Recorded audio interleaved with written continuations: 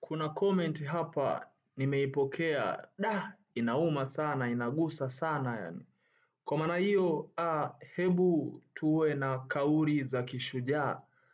Nisikilize mwanzo mpaka mwisho, na naomba kwanza kabla sijaanza kuongea tu preview hii comment. Je, inasemaje? Lakini imeniuma sana yani, imenigusa sana hii comment.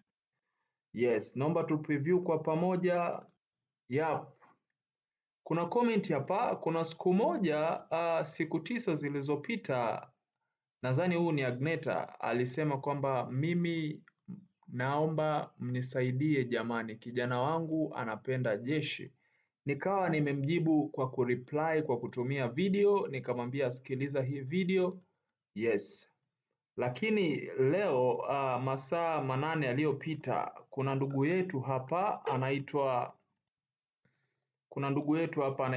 Wakanga Boniface. Wakanga Boniface amesema kwamba nimesubiri miaka 2 bila mafanikio, nitapata tu, lakini naomba kama wewe unaisikiliza hii sauti, basi type neno la kumtia nguvu Wakanga Boniface, type maneno ya kutia nguvu ndugu zetu ambao bado tunapambana kutafuta ajira. Ni aina gani ya moyo ambao Boniface anao?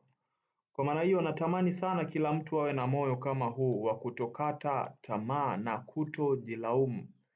Nimefurahi sana kuona patient yako ndugu yangu Wakanga Boniface, na natamani sana na kuombea kwa Mungu uweze kufanikiwa. Kama vile mimi ambavyo nilikaa mtaani kwa muda mrefu mpaka siku ambayo nimeonwa na Mungu, basi akaninyoshea mkono kwamba inatakiwa uwe na ngazi fulani. Iko hivyo. Kwa maana hiyo, sisi sote ambao tupo kwenye hii channel, hebu naomba tusije tukakata tamaa hata siku moja, tuwe kama Wakanga Boniface. Anasema amesubiri sana, lakini anaamini kwamba ipo siku atachomoa. One day, one time, kila kitu kinakuwa sawa.